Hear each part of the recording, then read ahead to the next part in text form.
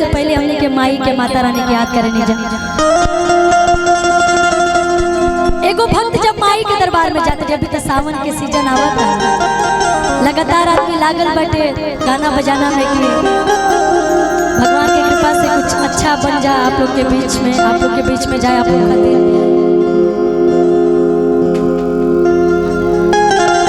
लेकिन उससे पहले जब भी अपन शुरुआत करी ले तो एगो बड़ी सुंदर माई के भजन गाइले, और हम चाहम कि लाइट के रवा वाइट कर दी, लाइट वाइट कर दी, रंगीन मत रखिए, कलरफुल नहीं चाहिए मुझे, ऐसा लग रहा है कि इसको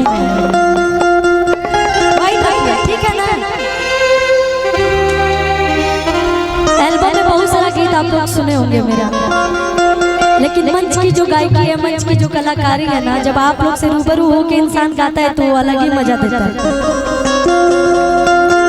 और पहले भी बोले, हम कभी भी गीत संगीत प्रेशर में नहीं गाते हैं कि नहीं मैं वहाँ जा रही हूँ तो मुझे गाना ही है, नहीं।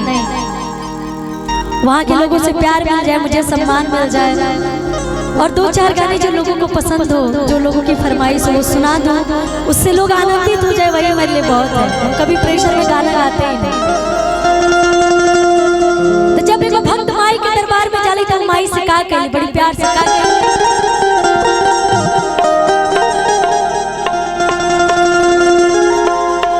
कि घरे घरे जाए के तू भूखा वाला गइलो, आ हमरो नसीब नहीं चरण के धूल, कि यही रहे आइल मायरिया, कि यही रहे आइल मायरिया, कि हमारा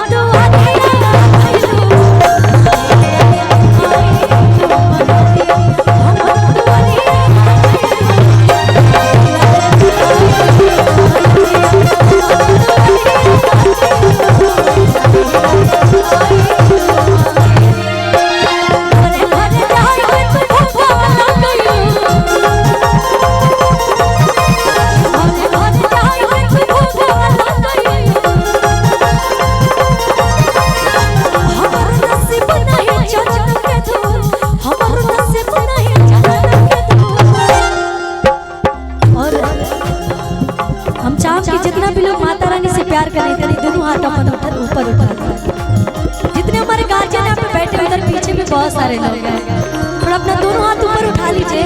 जो लोग माता रानी से प्यार करते हैं, आप लोग माता रानी से प्यार नहीं करते। देखिए बच्चे चाहे जितने भी बड़े हो जाए, माँ के आगे तो छोटे ही है ना।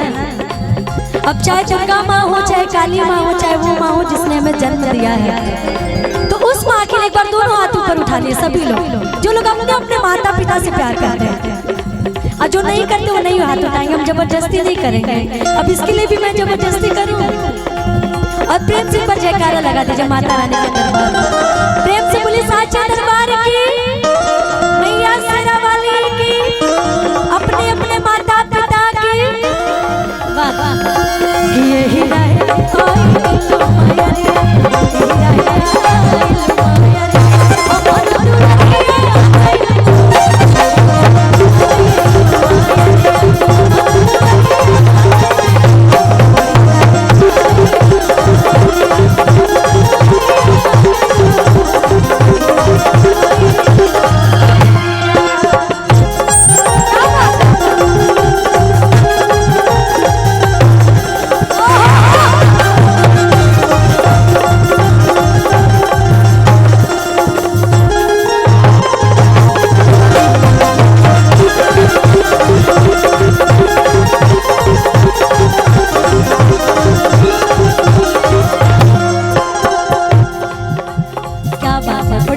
यहाँ के लोग हैं जितने हैं ना, मुझे पता है कि सब यहाँ पे सुनने वाले लोग बैठे हुए हैं।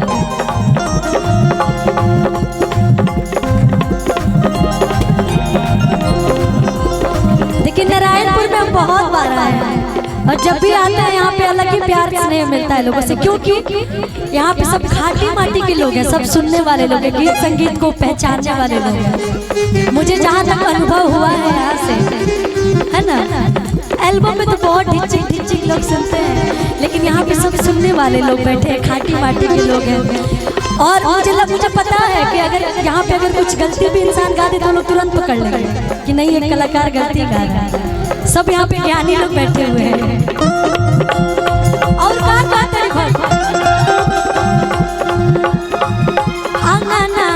पवले पानी कलसा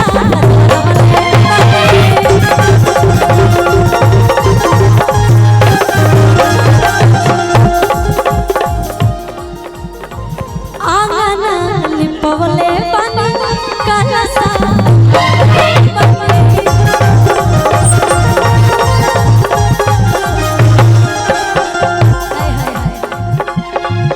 कि गलती का पहलू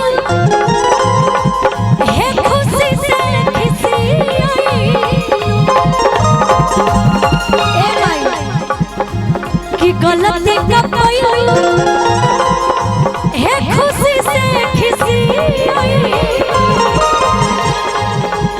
अरे टिंकू के भगत न कइल कि दिलेस के भगत न कइल। चिंता मत करिए, इस लगन में आपका ब्याह हो जाएगा कि यही रहे।